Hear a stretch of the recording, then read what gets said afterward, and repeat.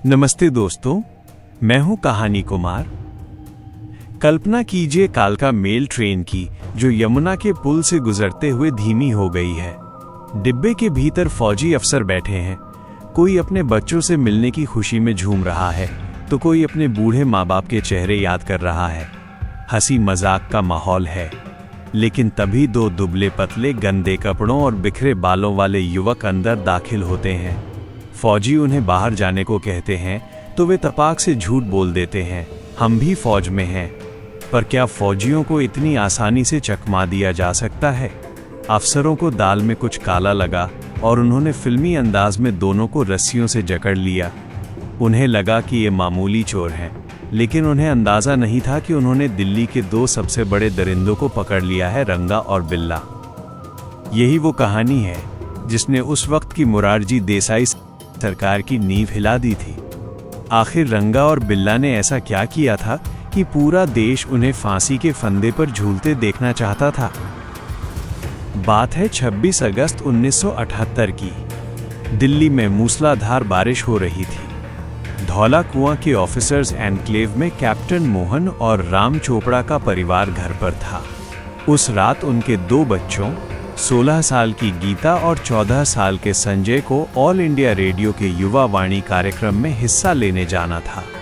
Captain Mohan ने शर्त रखी कि प्रोग्राम के बाद वे खुद उन्हें लेने आएंगे। गीता, जो जीसस एंड मैरी कॉलेज की छात्रा थी, और उसका छोटा भाई संजय शाम 6:15 बजे अपने माता पिता को बाय बोलकर घर से निकले। वे नहीं जानते थे कि ये उनकी आखिरी विदाई थी। बारिश तेज थी।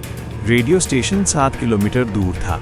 बच्चों ने गोलडाक खाना के पास एक सुनहरी फियाट कार से लिफ्ट मांगी। उस वक्त दिल्ली आज के मुकाबले कहीं ज्यादा सुरक्षित मानी जाती थी। लोग एक दूसरे पर भरोसा करते थे, लेकिन उस कार में दिल्ली की मौत सवार थी।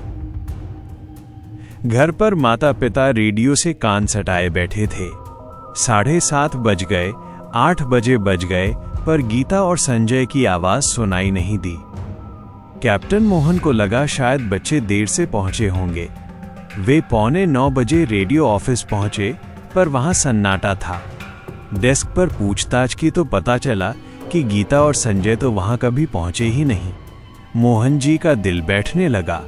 रिश्तेदारों दोस्तों को फोन किए गए, पर सबने एक ही जवाब दिया, वे यहां नहीं आए। पुलिस को सूचना दी गई, पर शायद बहुत देर हो चुकी थी। 2 दिन बाद 28 अगस्त की शाम धनीराम नाम का एक चरवाहा दिल्ली रिज के जंगली इलाके में अपनी गाय चरा रहा था।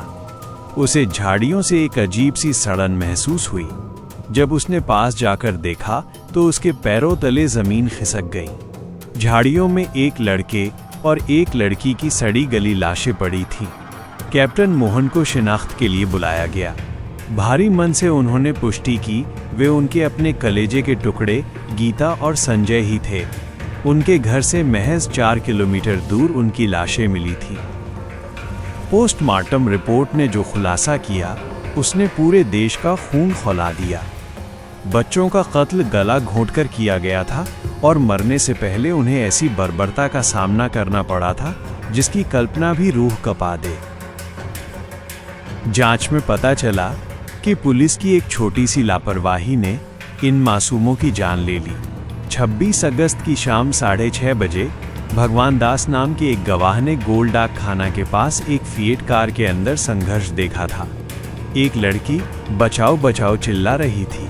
थोड़ी देर बाद बाबूलाल नाम के शख्स ने पुलिस को कार का नंबर 8930 क्रोएशियाई को न बताया, पर पुलिस ने गलती से उसे MRK 8930 लिख लिया। अगर पुलिस उस वक्त सही नंबर पर नाकाबंदी कर देती तो शायद आज गीता और संजय हमारे बीच होते।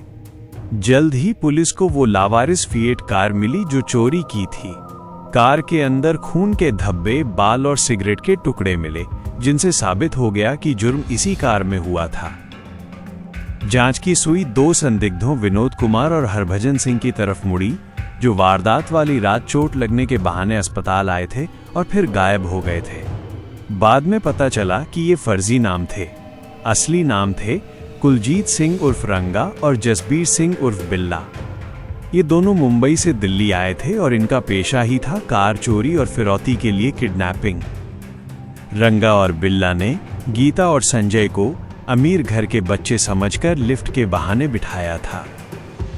बिल्ला ने कार के अंदर के हैंडल पहले ही ढीले कर दिए थे ताकि बच्चे बाहर न निकल सकें। जब बच्चों को खतरे का एहसास हुआ तो उन्होंने डटकर मुकाबला किया। रंगा ने बाद में बताया कि वह बच्चों को छोड़ना चाहता था, लेकिन बिल्ला अड़ गया था। बुद्ध जयंती पार्क के पास वे कार ले गए। वहां बिल्ला ने संजय को बहलाने के लिए आइसक्रीम दी। बातों बातों में जब उसे पता चला कि बच्चों के पिता नेवी ऑफिसर हैं, तो रंगा डर गया। उसे लगा कि नेवी ऑफिसर के पास फिरौती देने के लिए ज्यादा पैसे नहीं होंगे। बिल्ला ने गीता को एक शर्त दी, अगर तुम हमारी कार लूटने में मदद करोगी तो हम तुम्हें छोड़ देंगे। गीता ने घर जाने की उम्मीद में हाँ कर दी, लेकिन दरिंदों के मन में कुछ और ही था। सुनसान सड़क पर कार रोककर बिल्ला ने रंगा से कहा कि वो संजय को झाड़ियों में ले जाए। वहां 3 फुट लंबी तलवार से संजय पर हमला किया गया। 14 साल का संजय तड़प तड़प कर शांत हो गया। इसके बाद जो गीता के साथ हुआ वो इंसानियत के नाम पर कलंक था। उसे बुरी तरह प्रताड़ित किया गया। गीता ने हिम्मत दिखाते हुए एक खंजर से रंगा पर हमला भी किया, पर वो भाग नहीं सकी। आखिरकार उन जल्लादों ने तलवार से गीता की भी जान ले ली। रंगा और बिल्ला ने भागने की बहुत कोशिश की, लेकिन कालका मेल में उनकी किस्मत ने साथ छोड़ दिया। फौजियों के हत्थे चढ़ते ही उनका खूनी सफर खत्म हुआ। कोर्ट में जब उन्हें फांसी की सजा सुनाई गई तो कमरे में मौजूद लोगों ने तालियां बजाकर इंसाफ का स्वागत किया। 31 जनवरी 1982 को तिहाड़ जेल में उन्हें फांसी दी गई। रंगा आखिरी वक्त तक अकड़ दिखा रहा था, जबकि बिल्ला रो रहा था। फांसी के 2 घंटे बाद तक रंगा की धड़कनें चल रही थी, जिसे बाद में डॉक्टरों ने तकनीकी कारणों से मृत घोषित किया। गीता और संजय चोपड़ा का ये मामला आज भी दिल्ली के सबसे काले अध्यायों में से एक है। ये कहानी हमें याद दिलाती है कि कैसे मासूमियत का गला घोंटा गया और कैसे एक पिता की सुरक्षा की शर्त भी उनकी जान नहीं बचा सकी। कभी कभी सोचता हूँ, क्या सच में वक्त बदला है? क्या आज हमारी सड़कें और हमारी गलियां सुरक्षित हैं? या कहीं न कहीं आज भी रंगा और बिल्ला जैसे साए हमारे आसपास छिपे हैं? अपने प्यारों का ख्याल रखिए, उन्हें हमेशा अपने करीब रखिए। अलविदा।